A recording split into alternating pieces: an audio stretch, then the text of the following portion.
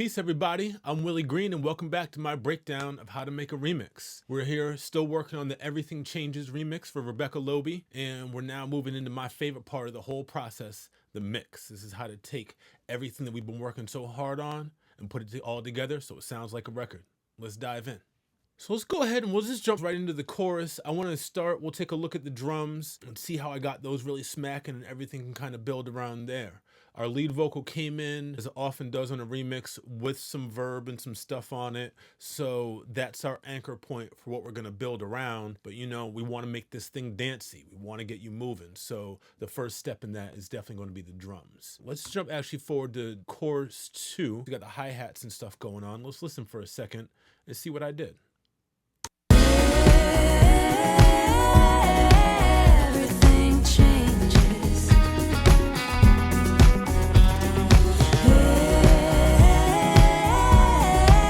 Everything changes.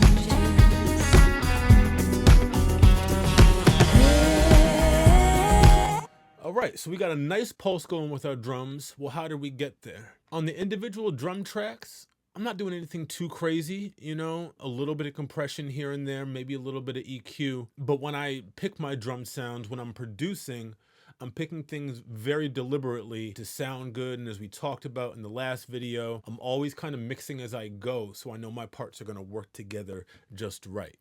So my individual drum tracks and my live drums that we put on are mostly where we're at before. But the big change now, what we're doing different, is we're using the external effects in Cubase, and I'm running out to some hardware in my racks over here so we can get a little bit of vibe. I like to go to external devices to give me a unique sound. Plugins are great, very great at clean, but if I need just a little bit of flavor, I might go out of the box.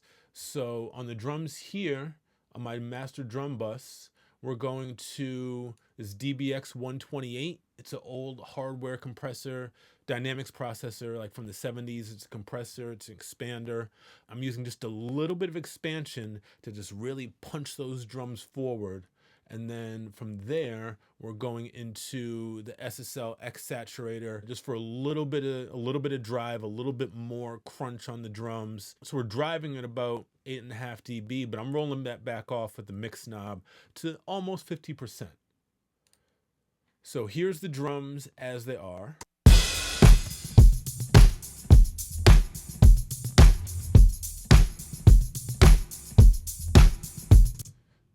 This is without those inserts.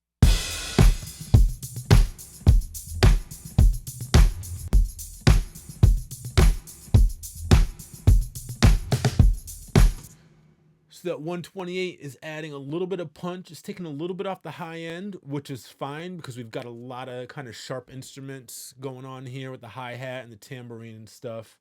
And then just a little bit of drive to even a little bit more push those forward.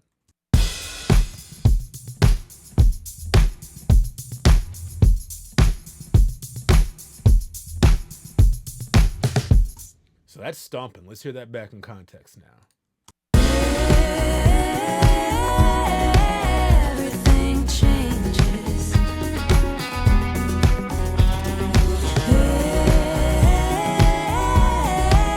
Everything changes.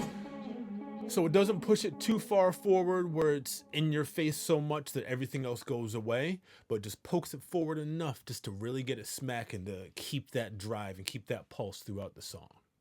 So that's the big stuff I'm doing on the drums. On the bass, we've got our 3 different bass tracks, which you're going to hear in the verses, like in the first verse here. King of the world for a minute or two. And again, that came from that soft tube monument bass. And same thing with the chorus bass.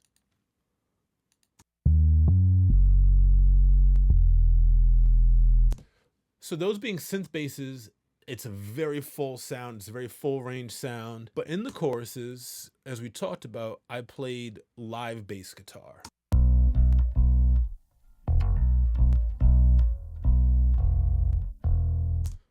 It's about as much solo bass from me as you'll hear. But what we did on that is I added a little bit of drive from this harmonics processor, also from Softtube. And then to match that same sub bottom, the same super low that I've got in the synth basses, we've got the unfiltered audio basement, and we're just adding a little bit extra underneath around 82 hertz just to get that same fullness that we're getting. So when we switch between our different bass sounds, there's not a noticeable drop off in the low end where all of a sudden the hook isn't hitting the same way as the verses are.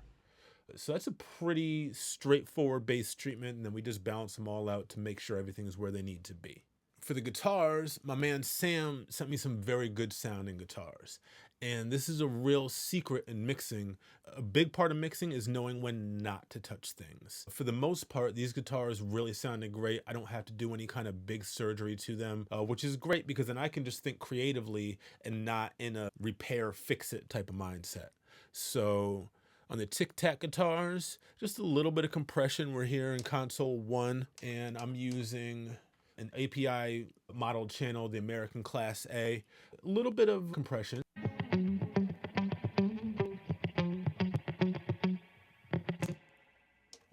And we're doing a little bit of compression there just to kind of capture those transients from that plucky guitar and make sure they're not jumping all the way out of our mix, but they're sitting right in where they're supposed to. So the two Tic Tac guitars and then the harmonies all have a similar compression on them, but I'm not doing a whole lot because I really like the sound of those. I'd also just rolled off a little bit of low end to make sure that we've got space down there for all our big bass sounds. There's only so much space for low end in a mix, and I want to reserve that space. I want to save it for the 3 kick drums and the 3 bass sounds that I have. And those ticky-tack guitars or really anywhere else that isn't a low-end instrument, I'm using a high-pass filter and just clearing out some of that space down there so what I do need that low end for has all the space to breathe. On the acoustics, we're going back out of the box, so I'm running into a tube compressor, a VLA 2 from ART, and I want to keep the warmth and some brightness in those because when they come in the choruses, I want them to create this almost shimmer around everything else. Let's hear that soloed.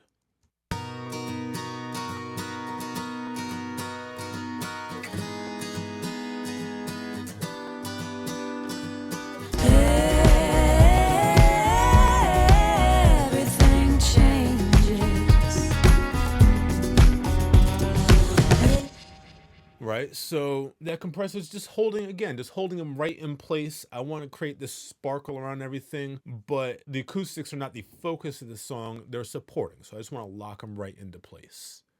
For some of the other guitars, I added just a little bit of saturation. Again, went out of the box into some DIY recording equipment, some color palettes. If you don't know about them, they've got all these interchangeable saturation circuits, and you can just slide them in the 500 series unit, and you've got just a world of different saturation. So just to get a little extra bite on some of the guitars, on this twang guitar, we're doing that. On the lead guitar that comes in the second verse, just a little extra bite. I like to crunch things up a little bit to just kind of put them right in the front of the mix or sit them wherever they need to. So that's really what's going on with the guitars. A little bit of spring reverb on them just to give them some space. I use spring reverb on guitars because that's what you find in a guitar amp. Any guitar amp that has a reverb in it, it's probably a spring tank in there. So that's what sounds natural on guitars to me. So that's what we're doing. The main thing in this mix, the main thing in any mix, if you got a vocal in your record, that vocal is the priority. That's the most important thing. And when you're doing a remix, as much as you're creating all this extra new stuff, the artist is still the star. And so we want to really focus on the vocals. So that's what we're doing here. Again, the vocal came in with some reverb, so I'm not actually adding reverb to this vocal to add any size to it. It's already in there. But what I am doing is I'm automating a lot of effects. I'm adding delays to certain words to emphasize certain lyrics and really kind of bring you into the story of the song. So let's take a look at this first verse. King of the world for a minute or two. On top of the mountain and I liked the view. So you can hear it ringing out there. I've got a delay, and that's on send 2 here on the vocal. I've got a mono delay that I'm just splashing on certain words. King of the world, the world, the world. Certain things just to emphasize. Remember, mixing is arranging.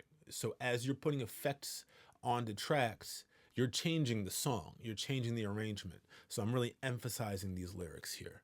I'm using a mono delay rather than a stereo delay in certain spots, because a mono delay, and if you use a low pass filter, kind of roll off a little bit at the top, it kind of gives this old school vibe, and it's the vocals here, that delay is just ringing out behind it. It's kind of a more mellow thing, where if I want a more hi-fi, more discrete delay, I'll go to something stereo. I think here I'm probably using, yeah, Echo Boy on my eighth note and quarter note delays. I love Echo Boy, and that's going to be wider and kind of jump out more. So it's a give and take. Do I want the emphasis on a word to drift back, or do I want it to ring out? So we go back and forth. This here send 2 is my mono delay, and send 4 is my stereo quarter note, which will come into in the chorus. Let's take a look at that. Solo. Everything changes. You see, so on changes, that's the main thesis of the song, of the chorus, of the hook. So I want to splash that change out a little more. I don't want it to sink back. I want it to come out, especially in the busy chorus. Let's hear that in context. Everything changes. Just enough. It's not like, okay, now this is a delay song, but just enough to ring that out while the counter melody, that guitar lead, comes in those breaks. So those are some of the basic delay effects I'm using. I'm using a little bit of the eighth note effect at the end of the third chorus. You never know what's coming next. And that's to put you in this psychedelic vibe that we're going for at the end of that verse. And then in the third verse, everything breaks down and we'll play, because I also created a special moment here. 80 years, more or less. Cross your heart and hold your breath. You never know what's coming next. So 3 things happened there. A little something different on each line. On the first line, 80 years, more or less. on more or less, you can hear there's some pitch shifting going on. I'm not afraid to pitch shift vocals, especially in a remix where I've got a lot more license, and I'm not afraid to pitch down female vocals. Some people might feel it might make something feel masculine, it might make it feel out of the ordinary. Well, I'm not here to lock into gender roles with my effects. I kind of want to tweak you like that a little bit. And then also, this is a special effect. I want it to feel out of the ordinary because we're going into a mood here in the third verse. So that happens a few times. It happens in the first verse a little bit and some later on. I like something that just kind of tweaks the ear. So I'm using the Quadravox from Eventide, and I've got an octave up, an octave down, and actually another octave up that I'm panning. So, and these are tuned up and tuned down, the 2 higher octaves a little bit for a little bit of rub. We'll spread those out, and then we'll take the low octave below and we'll keep that in the center to create this cloud of pitch stuff around the vocal. But there are also times where on that lead, I have an H3000 that's also doing some pitch effects, and that's an insert. And so this comes to this theory I have. There's 3 levels of effects that you can do on a mix or on any sound. You have your direct, which is kind of within the mix. That might be a reverb or a compressor, something that is part of the song and it glues in, and it's more ambient. It's not, surprise, we're doing an effect here. Then we have a special effect, which might be either one of these pitch effects. And the difference here is that I either have a pitch effect that I want to go to the delay, or I want to send the vocal to a pitch effect that also, in this case, that Quadravox has a micro shift on it to widen it, and then a little bit of tremolo to give it a little bit of wiggle there, just for a little more of that psychedelic vibe. So similar effects, but they're different, and they have different effect on the vocal. So that's an example of special effects. And then we have what I call global effects. things that affect either the majority or all of the mix. And that happens later on here at the end. After the third chorus, we go into this breakdown where she's singing the word surprise. And so I'm calling that the surprise break. That's a good name for it. And there we're leading into the vamp. We're leading into the outro. So I want to drop the energy down a little bit from that third chorus so we have space to go up and all the way out on our ride out. Let's take a listen to it and then I'll show you what I did. Every time it takes us by surprise.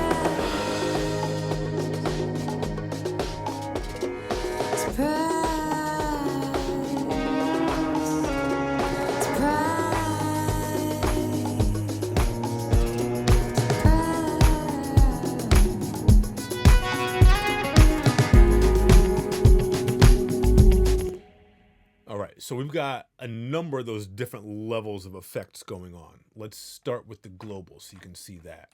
If we mute our vocals for a second, what's happening with the instrumental is I'm taking a cassette filter, this new DAW cassette plugin from Clevgran. They make cool stuff. And I'm kind of lo-fiing the entire instrumental. All of the instruments now get this, so check it out.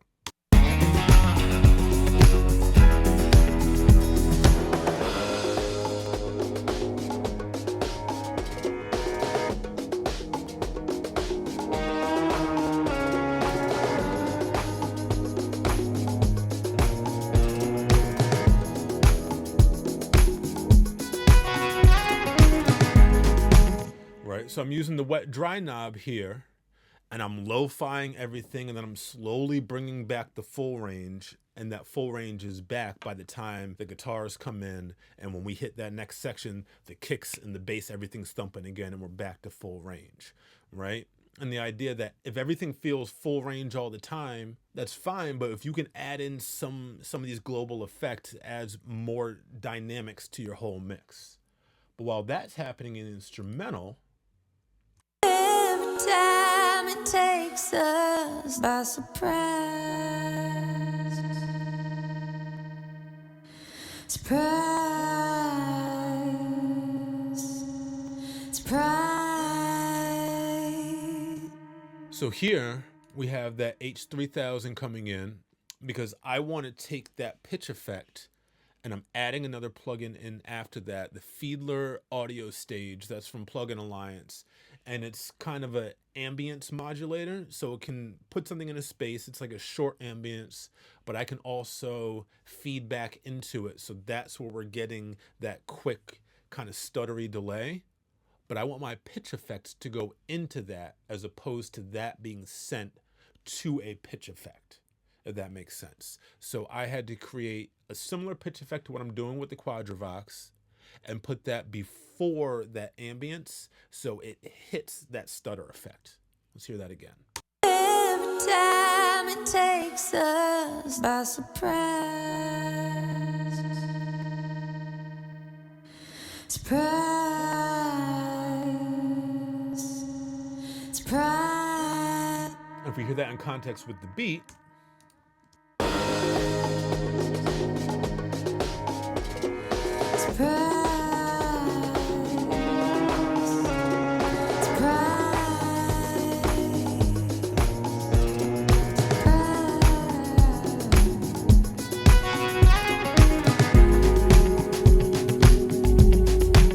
right? So that's creating tension for the outro of the song. We could just take that spot there, loop it, do a fade out with that effect on it and call it a day. And I'm tricking the listener into thinking, oh, are we ending? What's happening here? We get to that effect and then we come back and then it's the dance break. The DJ can mix that in with whatever the next song in their set is. And we all party and we all have a good time.